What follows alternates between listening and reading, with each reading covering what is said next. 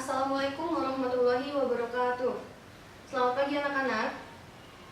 Eh, Sebelumnya Ibu minta maaf untuk penyampaian materi pada hari ini. Ibu tidak dapat hadir di kelas seperti biasanya dikarenakan Ibu harus menghadiri rapat di luar kota. Tapi untuk menghindari ketertinggalan materi dengan kelas lain, Ibu sudah mempersiapkan materi dalam video dan slide berikut ini. Nah, di mana pada pertemuan sebelumnya kita sudah membahas tentang ketenagakerjaan. Masih ingat bukan? Nah, pada materi hari ini itu tidak akan jauh-jauh dari ketenagakerjaan, di mana kita akan membahas tentang pertumbuhan dan pembangunan ekonomi. Baiklah, langsung saja kita masuk ke slide materi. Baiklah, jadi materi pada hari ini itu adalah tentang pembangunan ekonomi dan pertumbuhan ekonomi, di mana kompetensi dasarnya itu ada: 1. Mendeskripsikan konsep pembangunan ekonomi, pertumbuhan ekonomi, permasalahan, dan cara mengatasinya. Yang kedua yaitu menyajikan temuan permasalahan, pembangunan, dan serta cara mengatasinya. Dan indikator yang harus dicapai dalam materi ini adalah: yang pertama, mendeskripsikan konsep pembangunan ekonomi, pertumbuhan ekonomi. Kedua, menggambarkan masalah pokok dan hambatan dalam pembangunan ekonomi. Ketiga, menyebutkan faktor yang mempengaruhi pertumbuhan ekonomi.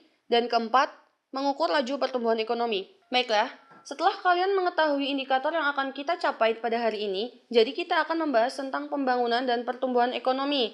Untuk pembangunan, kalian sering dengar orang-orang membicarakan pembangunan. Menurut kalian, apa yang dimaksud dengan pembangunan itu? Jadi pembangunan itu diartikan sebagai suatu proses yang menyebabkan pendapatan per kapita penduduk suatu masyarakat meningkat dalam jangka panjang. Sedangkan pembangunan ekonomi itu adalah proses transformasi yang ditandai perubahan struktural, yaitu perubahan pada landasan kegiatan ekonomi dan kerangka susunan ekonomi masyarakat pada suatu negara. Namun sekarang, pengertian pembangunan itu sudah jauh lebih berkembang, jadi penekanannya tidak hanya pada bidang ekonomi saja. Jika kalian melakukan sesuatu dengan memiliki tujuan yang ingin dicapai, misalnya kamu menuntut ilmu setiap hari karena ingin meraih prestasi belajar yang terbaik, demikian juga dengan negara dalam melakukan pembangunannya. Tentunya, mereka memiliki tujuan yang ingin diwujudkan untuk rakyatnya, di antaranya yang pertama itu meningkatkan kualitas hidup masyarakat.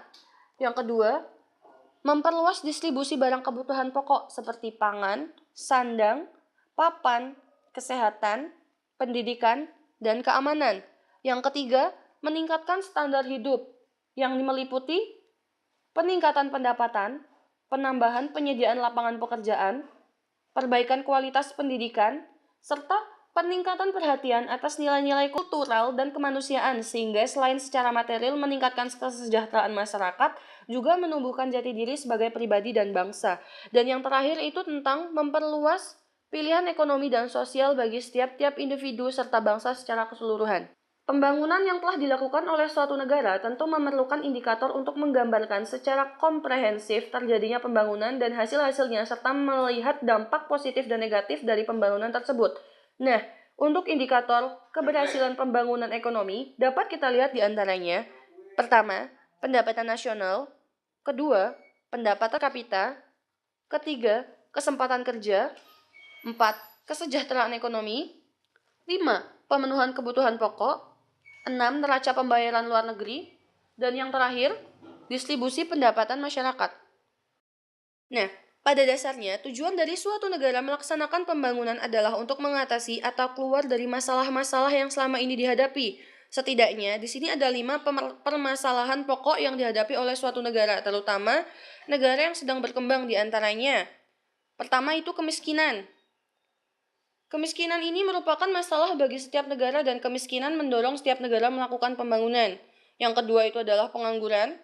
Ya, jelas sekali pengangguran itu merupakan masalah pokok dan bersifat jangka panjang yang harus dihadapi suatu negara.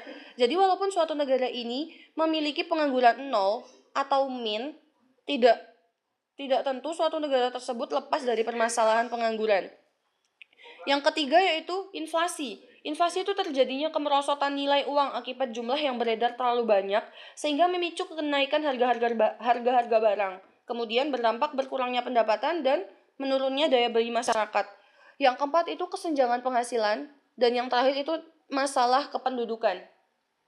Dampak pembangunan ekonomi. Jadi, pembangunan ekonomi itu memiliki dampak positif dan negatif, di mana dampak pembangunan yang positif itu ada, pertama, pembangunan lapangan pekerjaan baru bagi masyarakat. Yang kedua, meningkatkan pendapatan.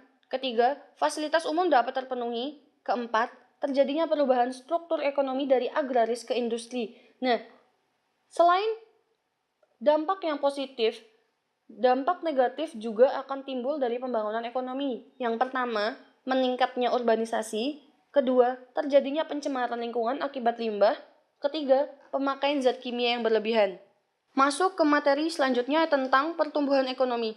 Jadi pertumbuhan ekonomi itu adalah proses peningkatan produk domestik bruto yang ditandai dengan peningkatan produksi barang dan jasa dari waktu ke waktu. Nah, peningkatan itu sendiri ditentukan atau dimungkinkan oleh adanya kemajuan atau penyesuaian teknologi tertentu.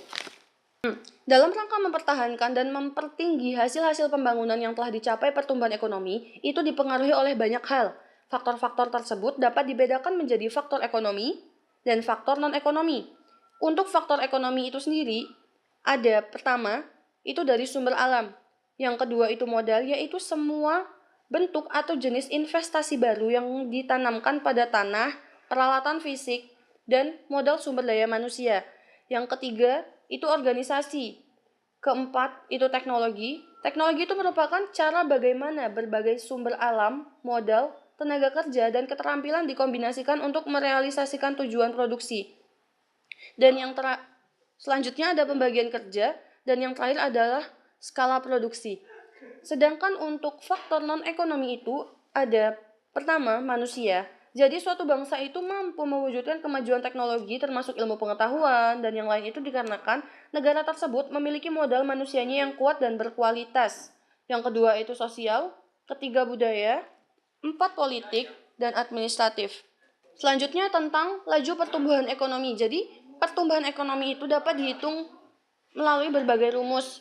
Untuk pertumbuhan ekonomi sendiri itu akan dihitung dengan PDB T min atau ditambah PDB T-1 per PDB T-1 dikali 100%. Dan laju pertumbuhan ekonomi itu sendiri dapat dihitung dengan tiga cara. Cara pertama itu dengan cara tahunan, di mana alfa PDBX sama dengan PDBX plus atau min PDBX plus 1 per PDBX plus 1, di mana alfa PDBX itu adalah laju pertumbuhan ekonomi dan X itu adalah tahun tertentu dan X plus 1 itu adalah tahun sebelumnya. Cara yang kedua yaitu cara rata-rata setiap tahun dengan rumus R atau N plus dan R sama dengan N plus 1 alfa TN per TO dikali 100%, di mana R itu adalah laju pertumbuhan rata-rata setiap tahun, N itu adalah jumlah tahun, TN adalah tahun terakhir periode, dan TO adalah tahun awal periode. Dan yang rumus terakhir itu adalah cara compounding factor, atau dengan rumus TN sama dengan TO 1 plus R akar N, di mana TN itu ada tahun terakhir periode sama dengan TO itu adalah tahun awal periode, dan 1 plus R pangkat N itu adalah mencerminkan tentang compounding factor. Terima kasih. Jadi, cukup sekian materi pembelajaran pada hari ini tentang pembangunan dan pertumbuhan ekonomi.